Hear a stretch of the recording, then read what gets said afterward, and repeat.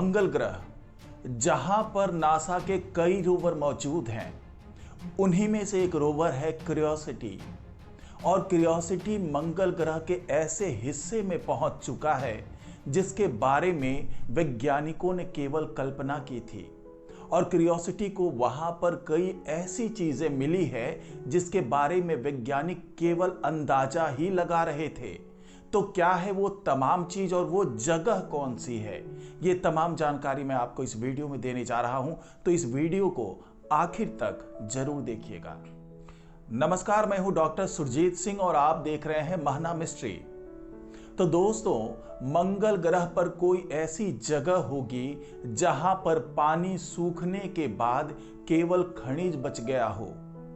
ऐसी कल्पना वैज्ञानिकों ने की थी, लेकिन अब ये कल्पना उनकी जो है वो हकीकत बन चुकी है, क्योंकि क्यूरियोसिटी रोवर उस जगह पर पहुंच गया है और उस जगह पर उसे लगभग वही तमाम चीजें मिली है जिसके बारे में कल्पना की थी वैज्ञानिकों ने।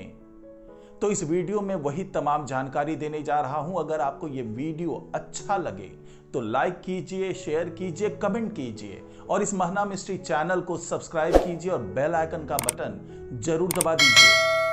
तो दोस्तों, नासा का जो ये क्यूरियोसिटी रोवर है वो माउंट शार्प के ऐसी जगह पर पहुंच गया है जहां पर जाने के दौरान उसे काफी संकरी जगहों से होकर और ऐसी दुर्गम परिस्थितियों से होकर गुजरना पड़ा जिसके बारे में वैज्ञानिकों को लग रहा था कि शायद क्यूरियोसिटी रोवर वहां तक पहुंच न पाए।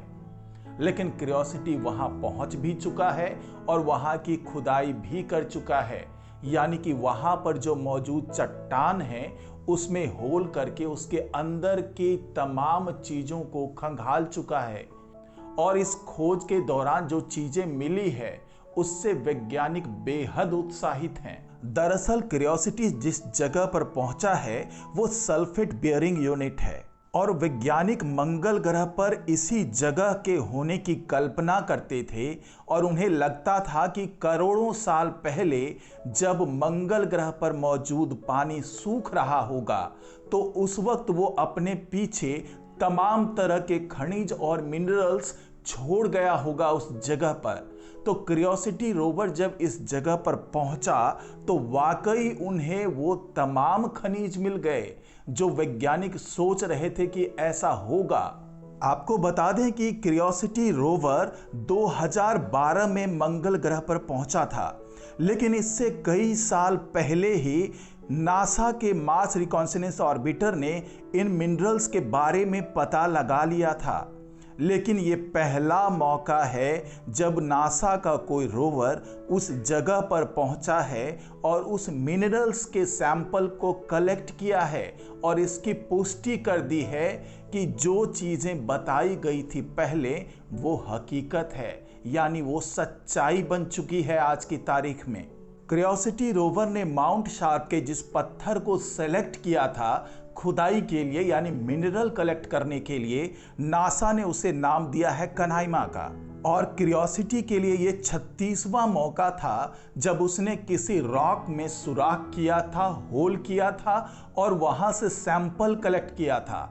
इससे पहले क्यूरियोसिटी रोवर मिनरल के सैंपल को कलेक्ट करने के लिए 35 बार इसी तरीके से चट्टानों में सुराख कर चुका है। लेकिन कनाइमा नाम के इस चट्टान से सैंपल कलेक्ट करना किसी बड़ी चुनौती की तरह था, क्योंकि जब क्यूरियोसिटी रोवर उस जगह पर पहुंचा और कनाइमा चट्टान की परत को साफ किया उसने, यानी उस पे पड़े धूल को हटाया ताकि सैंपल किसी तरीके से मिक्स ना हो जाए, तो वहां पर नासा के वैज्ञानिकों ने पाया कि उस पत्थर पर न ही किसी तरह का स्क्रैच है, न ही किसी तरीके के टूट के निशान हैं। यानी कि उसको देखकर अंदाजा लगाया जा रहा था कि ये पत्थर बहुत सख्त होगा और जो क्यूरियोसिटी में मौजूद हार्डवेयर है उसके लिए इस पत्थर को तोड़ना बेहद मुश्किल होगा।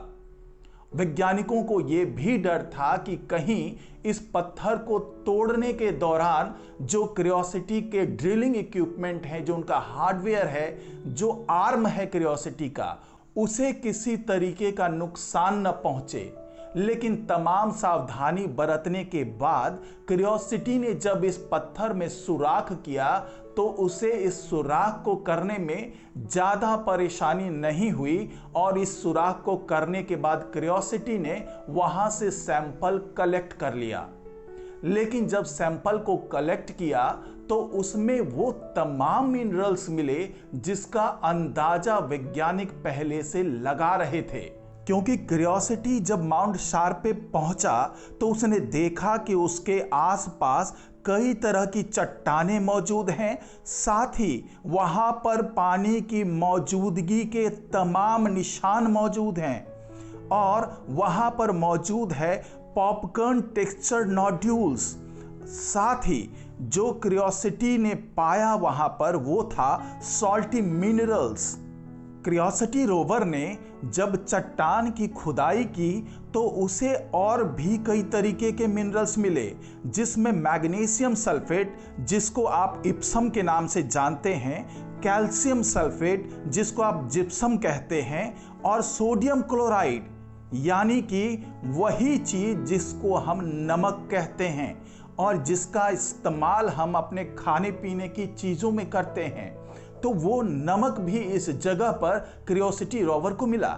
अब नासा के वैज्ञानिक इन सैंपल की जांच के बाद उसके नतीजों को जानने के लिए उत्सुक है, क्योंकि जो सैंपल क्यूरियोसिटी रोवर ने कलेक्ट किया है उस सैंपल का विश्लेषण केमिकल एंड मिनरोलॉजी इंस्ट्रूमेंट से करेगा। साथ ही sample analysis at Mars instrument से भी इस सैंपल की जांच की जाएगी और ये जाना जाएगा कि केमिकल रिएक्शन के बाद जो ये तमाम सैंपल हैं उसके क्या नतीजे आएंगे। अब नासा के वैज्ञानिकों को इंतजार है क्यूरियोसिटी के लिए गए सैंपल्स के नतीजों का, क्योंकि उसके एनालिसिस करने के बाद ही किसी ठोस नतीजे पर पहुंचा जा सकेगा कि क्या वाकई जो वैज्ञानिक सोच रहे हैं और जिसका अंदाजा लगाया है वैज्ञानिकों ने, ये तमाम सैंपल एग्जैक्टली वही हैं।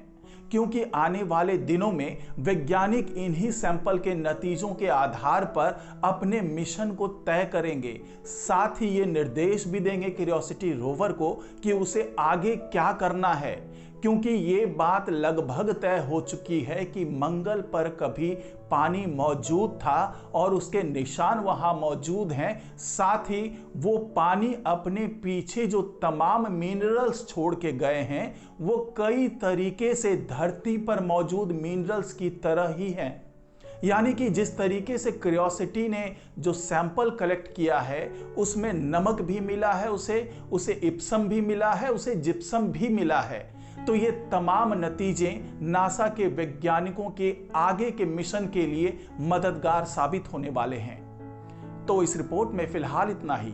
नमस्कार।